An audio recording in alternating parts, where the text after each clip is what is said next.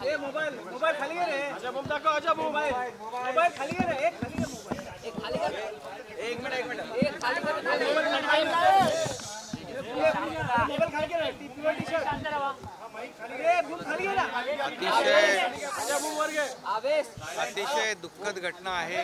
Mobile महाराष्ट्राला mobile खाली घे. आणि सगळ्यांच्याच मनाला चटका लावणारी घटना आहे. मोबाईल खाली घे रे. सुलोचना दीदींच्या खाली घे रे. जाण्याने खरं म्हणजे अवघी चित्रपट सृष्टी पोरकी झालेली आहे आणि त्या चित्रपट सृष्टीच्या वात्सल्य मूर्ती होत्या. त्यांनी 300 पेक्षा जास्ती चित्रपटांमध्ये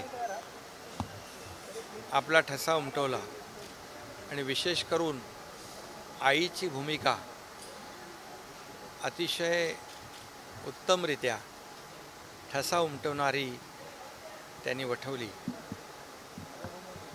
अनेक चित्रपटांमध्ये त्यांनी काम केलं. साधी माणसं असतील, मराठा तितका मेळवावा असेल, प्रपंच असेल, हिंदीतलं जॉनी मेरा नाम असेल, असे अनेक चित्रपट जे आहेत, बंदिनी असेल, अशा अनेक चित्रपटांमध्ये त्यांनी काम करून चित्रपट गाजवले. अगदी देवानंद, राजेश खन्ना, धर्मेंद्र, अमिताभ बच्चन यांच्यासारख्या मोठ्या कलावंतांबरोबर त्यांनी काम केलं. आता त्यांची आठवण घरातले लोक सांगत होते की जेव्हापासून त्या आजारी होत्या, उपचार घेत होत्या, तेव्हापासून दररोज आपले सगळ्यांचे सुपरस्टार अमिताभ बच्चन यांचा रोज त्यांना मेसेज यायचा. तब्येतीबद्दल विचारपूस करत होते. सचिन देखील आता इथे आहेत. त्यांनी देखील अनेक आठवणी अगदी लहानपणापासूनच्या सांगितल्या. असं प्रत्येकाच्या आयुष्यामध्ये प्रेम देणाऱ्या वात्सल्य मूर्ती हरपल्या आणि त्यांच्या जाण्याने प्रत्येकालाच वाटतं की आपल्या कुटुंबातलं कोणीतरी गेलं आहे, असं प्रेम जिव्हाळा त्यांनी निर्माण केला. या महाराष्ट्रातल्या प्रत्येकाच्या मनावर एक भुरळ घालण्याचा प्रयत्न त्यांनी केला. त्यांना मी महाराष्ट्र शासनाच्या वतीने भावपूर्ण आदरांजली अर्पण करतो. त्यांच्या कुटुंबियांना आणि त्यांच्या चाहत्यांना हे दुःख पचवण्याची शक्ती ईश्वराने प्रदान करावी अशी देखील प्रार्थना करतो आणि पुन्हा एकदा त्यांना विनम्र अभिवादन करतो.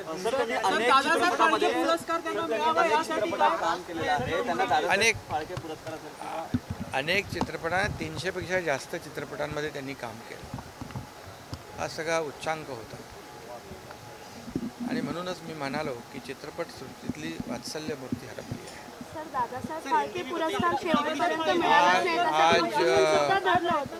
आज सुलोचना दीदी दुखद उनका देहांत हुआ है. ये सभी लोगों के लिए बहुत ही दुखद घटना है. पूरे सिने सृष्टि के वो वात्सल्य मूर्ति यानी माँ के रूप में सभी लोग उनको चाहते थे, प्यार करते थे. उन्होंने कई फिल्म में काम किया है, मराठी भी, हिंदी में भी, और कई बड़े कलावंत हैं, अमिताभ बच्चन, धर्मेंद्र जैसे, उनके साथ काम किया है. ये बहुत ही सिने सृष्टि और महाराष्ट्र का नुकसान है. सुलोचना दीदी ये महाराष्ट्र का वैभव था और उनको माँ के रूप में सभी लोग चाहते थे. उनके जाने के वजह से बहुत ही पूरे फिल्म इंडस्ट्री का तो नुकसान हुआ है, महाराष्ट्र का भी नुकसान हुआ है। हर एक को लगता है अपने घर का कोई चले गया है। ऐसा प्यार उन्होंने सभी को दिया था। मैं उनको विनम्र अभिवादन करता हूँ, भावपूर्ण श्रद्धांजली अर्पण करता हूँ। मरणोत्तर त्यांना दादासाहेब फाळके पुरस्कार मिळावा यासाठी आपण आता काय प्रयत्न करणार आहोत, कारण का त्यांची स्वतःची सुद्धा ही इच्छा होती की त्यांना तो मिळावा, किंवा सगळ्या स्तरातून हे प्रयत्न झालेले होते, पण अनपेक्षितपणे आता ही घटना घडलेली आहे. पण आता काय सांगाल? त्यांच्यासाठी जे जे काही करता येईल ते नक्की महाराष्ट्र सरकार करेल.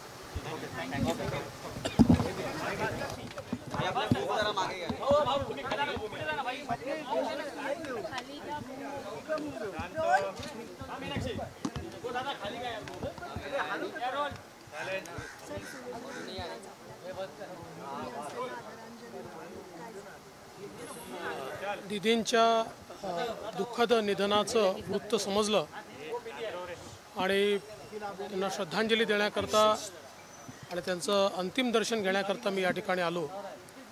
आपल्या सगळ्यांनाच माहिती आहे की आपल्या चित्रपटसृष्टीमध्ये काही नावं अशी आहेत की जी त्यांच्या कार्यामुळे, त्यांच्या कर्तृत्वामुळे अजरामर आहेत आणि चित्रपटसृष्टीत या नावांबद्दल प्रचंड आदर आहे. त्यातलंच एक नाव हे सुलोचना दीदींचं आहे. सुरुवातीच्या काळामध्ये नायिकांची भूमिका करताना नंतरच्या काळात त्यांनी आईच्या ज्या भूमिका साकारल्या त्या मला असं वाटतं अत्याधिक लोकप्रिय त्या देखील झाल्या आणि माझ्या पिढीने तर त्यांना आईच्या रूपातच बघितलं. अतिशय सोज्वळ आणि ज्यांच्याकडे पाहिल्यानंतर ममत्व वाटावं अशा प्रकारचं त्यांचं व्यक्तिमत्व होतं. आणि मला असं वाटतं की एकूणच जर त्यांची सगळी कारकीर्द आपण बघितली तर ती थक्क करणारी अशा प्रकारची कारकीर्द आहे. त्यांना विविध प्रकारचे पुरस्कार देखील मिळाले, पण त्या पुरस्कारांपेक्षाही त्यांचं कार्य हे बहुमोल होतं. त्यामुळे अशा प्रकारची एक व्यक्ती ज्यावेळेस आपल्यातनं निघून जाते त्यावेळी निश्चितच आठवणी खूप राहतात आणि या आठवणीच पुढच्या पिढीला एक प्रकारे मार्ग दाखवत असतात. मला विश्वास आहे की ज्या प्रकारची कारकीर्द त्यांनी या चित्रपटसृष्टीमध्ये गाजवली त्यातनं अनेकांना प्रेरणा मिळेल आणि त्यांच्यासारखं होण्याचा प्रयत्न अनेक लोक करतील. मी सुलोचना दीदींना विनम्र श्रद्धांजली अर्पण करतो. दादासाहेब फाळके पुरस्कार जो केंद्र सरकारतर्फे चित्रपटसृष्टीला योगदानासाठी दिला जातो त्यासाठी त्या खूपच आणि समस्त चित्रपटसृष्टीची सुद्धा इच्छा होती. सर काय सांगाल की आता मी एवढंच सांगू शकेन की या पुरस्काराकरता त्या 100% पात्र आहेत किंवा पात्र होत्या. अर्थात या पुरस्काराची पद्धती काय आहे याची मला कल्पना नाही आहे, पण निश्चितपणे मला जर आपण विचाराल तर मी एवढं नक्की सांगू शकेल कि त्यांना मिळाला असता तर अधिक उत्तम झालं असतं. देखिए, सुलोचना दीदी एक बहुत बड़े अंतराल तक हमारे सिने सृष्टि में एक दीप स्तंभ की तरह उनका कार्य रहा है और शुरुआत में एक हीरोइन के रूप में और बाद में एक माँ के रूप में भी जो उन्होंने काम किया है, एक बहुत ही जाना माना चेहरा इस प्रकार से उनको देखा जाता है. और मैं ऐसा मानता हूँ कि कई पीढ़ियों को जोड़ने वाला इस प्रकार का उनका व्यक्तित्व ये रहा है. और विशेष रूप से मेरी पीढ़ी ने तो उनको माँ के रोल में ज़्यादा देखा है, तो उनके चेहरे का जो भाव होता था, जो ममत्व होता था, उससे एक अपनापन उनके साथ व्यक्ति जुड़ जाता था. इस प्रकार का अपनापन जो हमारे दर्शक है उनके बीच उनका तैयार हुआ है. लेकिन उनका अगर हम पूरा जीवन देखें तो जिस प्रकार की मेहनत के साथ उन्होंने अपने व्यक्तित्व को खड़ा किया है तो बहुत ही प्रेरणादायी है. और मैं ऐसा मानता हूँ कि जो हमारी नई पीढ़ी है उस पीढ़ी को निश्चित उनके व्यक्तित्व से प्रेरणा मिलेगी. कई पुरस्कार उनको मिले, लेकिन मैं ऐसा मानता हूँ कि उन पुरस्कारों से भी आगे उनका कार्य भी था, उनका व्यक्तित्व भी था. और ऐसे लोग जब हमारे बीच से जाते हैं तो हमारे लिए यादें छोड़ जाते हैं और वही यादें मैं ऐसा मानता हूँ कि हमारे लिए प्रेरणा पुंज होती है और दीदी के भी जो व्यक्तित्व है, उनका जो जीवन है, इससे बहुत प्रेरणा सभी को मिलेगी। मैं दीदी को बहुत बहुत श्रद्धांजलि अर्पण करता हूँ।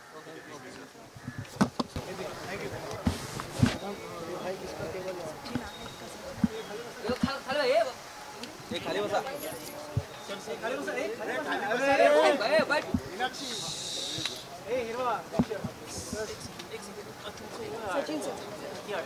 चला चला चला एक मिनिट आवेश बूम चला चल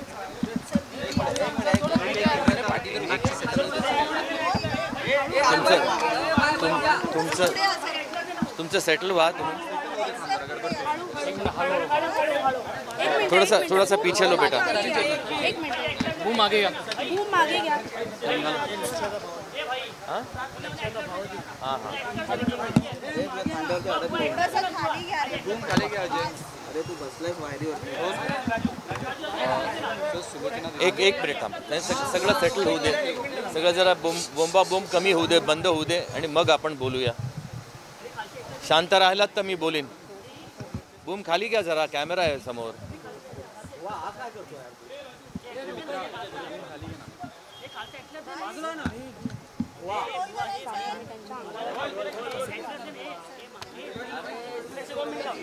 अरे मी बोलू नाही शकत जेव्हा समोरून आवाज येतात अरे शांत बसा. हा काय इंटरव्ह्यू नाही आहे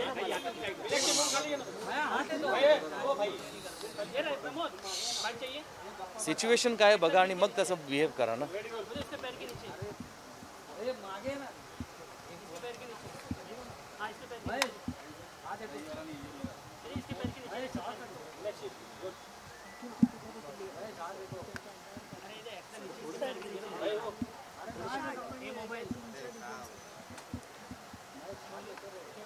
हे नातं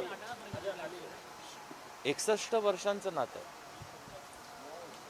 खूप लहान होतो तेव्हा दीदीने मला पहिल्यांदा पाहिलं होतं आणि कडेवर उचललं होतं आपल्या हाताने खाऊ घातलं होतं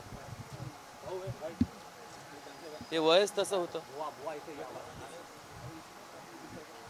त्यांनी मला मुलगाच मानलं होतं आणि त्यांनी नेहमीच माझं कौतुक केलं त्यांचा आशीर्वाद सातत्याने मिळत गेला त्यामुळे मी भरपूर काही करण्याची हिंमत बाळगू शकलो जेव्हा जेव्हा काहीतरी चांगलं घडायचं माझ्या हातून तेव्हा आवर्जून कौतुक करायच्या त्या फोन करून भेटून माझ्या 12व्या वाढदिवसापर्यंत दीदी स्वतः माझ्या घरी येऊन मला आशीर्वाद देत असत आणि मला पेढा भरवत असत तोंड गोड करत असत त्यामुळे मला 2 आया एक जिने मला जन्म दिला आणि एक जिने माझे लाड केले भरभरून आशीर्वाद दिला